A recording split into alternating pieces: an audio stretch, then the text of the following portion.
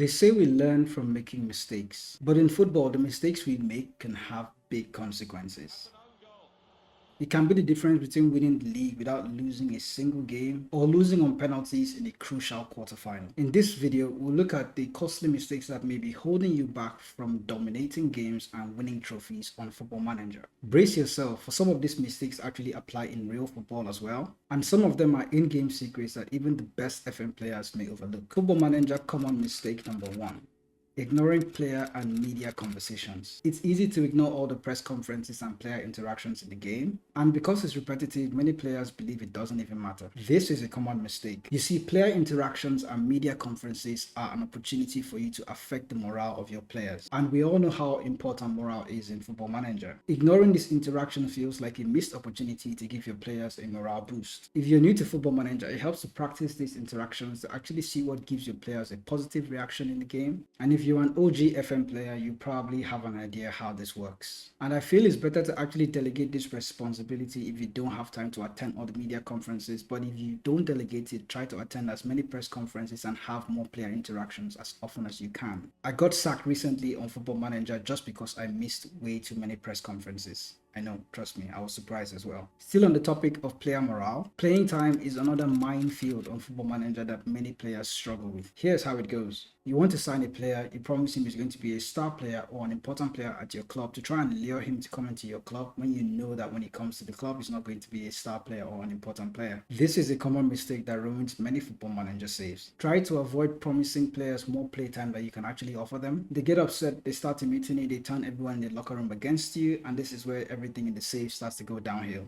The way I navigate through this is to actually try and loan the player out as quickly as possible. If he's good enough that I had to lie to bring him into the club, then I bet there are many clubs out there that are interested in getting him on loan. Speaking of loans, another common mistake that most FM players make is to ignore the loan activity in the game. It's easy to offer players out on loan and then accept any bid that comes in, but to be honest, this is a noob approach that I was using before. Instead, take a look at the interested clubs that come for your player. Look at their club facilities, look at their training facilities, look at the league that they play in and how good they are in that league. Also look at their squad players and see if the player that you're sending out on loan is going to have time to actually play in the squad, because if there's a better player than him in that team, then it may mean that he could be on the bench most of the time. You can also choose the wage percentage and playing time that you want these interested clubs to actually give your loan player when you send him on loan. This way you don't even have to negotiate with them. Only clubs that are interested in the terms that you set will submit a bid. You may be wondering, well, what if no club actually sends a bid for any of my players? Well, in that case, I'll drop the terms a little bit if I absolutely need to send the player out on loan. It helps to find a good balance. Having a good balance is also crucial in how you spend money at your club. There is a common mistake I normally make when negotiating contracts, and that is giving players the salary that they want. But I learned in Football Manager 2024 that this is a financial death trap. You want to practice the art of negotiating salaries in this game. Even when you're offering additional bonuses to players, try to stay within your transfer budget or wage budget. This applies to staff contracts as well. Take a look at your club finances often, maybe 3 months or even every transfer window if you can. Look at the income, look at the expenses, look at where all the money is going out of the club. Also look at the top salary earners in your club. Are they players that you want to keep at the club a long time? If they're not, you could consider selling them and get them off the wage bill. And after you go ahead and sell those players, it's okay not to sign a replacement for them right away. Just try and stay within your wage budget. And if you're trying to sell a player off and you notice that other clubs are not interested, it's okay to actually set his transfer fee to unspecified. That way you can actually negotiate the transfer fee with other clubs, even though you want to, it may be that you're going to sell him for less, but it's okay. You can actually negotiate rather than not having anybody come for the player at all. So we've looked at playing time, we've looked at finances, we've looked at loans. We've also looked at player interactions and morale a little bit. Our next common mistake is a bit controversial, but it's going to take us to the tactics screen. Now, did you know that Football Manager tactics screen actually has 4 views? The first view shows you the roles, the second view shows you the player ratings, while the third view shows you tactical familiarity. But our main interest here is in the fourth screen, and that is the analysis tab. Here you can see the strong and weak zones of your tactic. The areas in green show good coverage, and the regions you see in red show where your tactic is weak. A common mistake most FM players make is to use player rules and formation to try and get the best coverage possible in their tactic. That's why it's easy to select a 4-3-3 or a 4-2-3-1 because everywhere can just look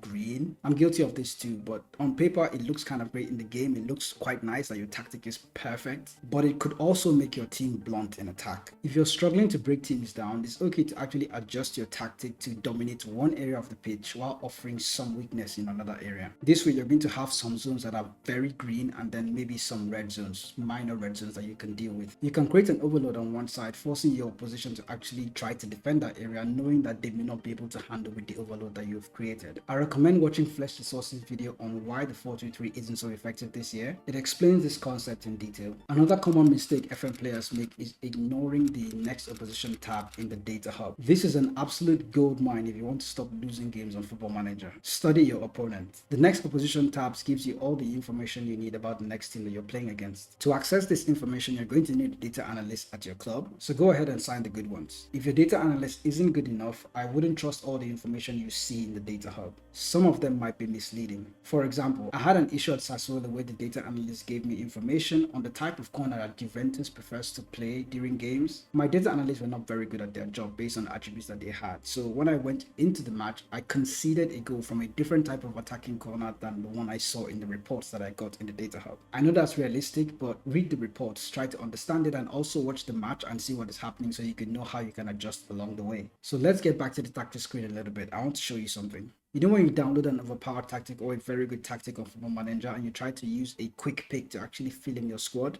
This is a common mistake most Football Manager players make. You have to be confident in your assistant manager's attributes and judging player current ability to actually go ahead and use quick pick all the time. A better way to do this is to go one by one into every individual player role that you have in your tactic and then manually choose the player, check the attributes that they have, are they good enough to actually fit the player role that is in that system.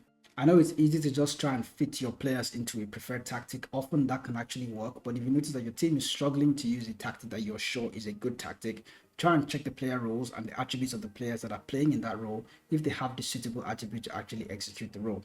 And if they don't have the attribute, it's okay to actually tweak the tactic to match the attributes that fits the player that you brought in just for that game. Now this next mistake, I'll admit I'm guilty of it, and that is ignoring the rules of the game. Now you see, Football Manager is different for everyone, and every league and competition that you play in Football Manager has its own set of rules. Some leagues prefer to have homegrown players in their starting 11 during games, while some other competitions like the Carabao Cup prefer to have a two-legged semi-final tie. It helps to read the rules of the league that you're actually managing in. You can find that in the rules tab on the overview of that league. This can help you avoid unnecessary problems related to registration and all that. In some cases, like in the lower leagues when you play the EFL trophy, there are some games where there's no extra time after a draw. A draw leads to a penalty shootout where the winner actually takes 2 points instead of 1. Having this in mind actually helps you prepare for most games, and then you can go ahead and even add penalties as a practice session into your training schedule just before that game in case your team actually goes on to draw. I know they say training is broken on Football Manager, and to be honest, I tend to ignore most of it now, but one aspect of training I actually pay attention to is the rest sessions. Dominating on Football Manager requires high intensity, high pressing style of play with high tempo. This can be demanding on your players and lead to injuries. What I do is to take off training completely for players that have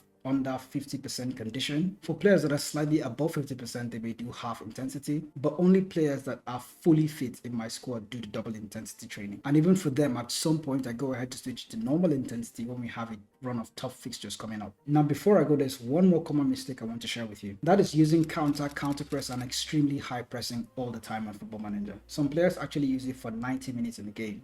It's crazy. To succeed with that approach, you're going to need a super team. And even with me, with a super team, when I went on to dominate La Liga and beat Real Madrid, beat Barcelona, went unbeaten the entire season, I noticed that playing high intensity, high pressing all the time was doing more harm than good to my players. First, it will drain your players of energy, and towards the latter stage of the game, they'll be tired, they may go ahead and concede a goal. So there were some games that we could have won that we ended up drawing. Second, it creates gap in your defense. If most of your players are going around trying to press and win the ball back from the opposition, there's going to be a lot of space for opposition to actually play through you. What I recommend you do is, if you go ahead and get a goal or two up due to your high pressing, it's okay to actually calm the game down at periods of the match. Maybe towards the ending of the first half, you can just take off the press a little bit or something like that. Try to retain possession of the ball. This helped me actually go unbeaten with Atletico Madrid in La Liga. I hope going through all these common mistakes that FM players make could actually help you dominate games better and win trophies on Football Manager.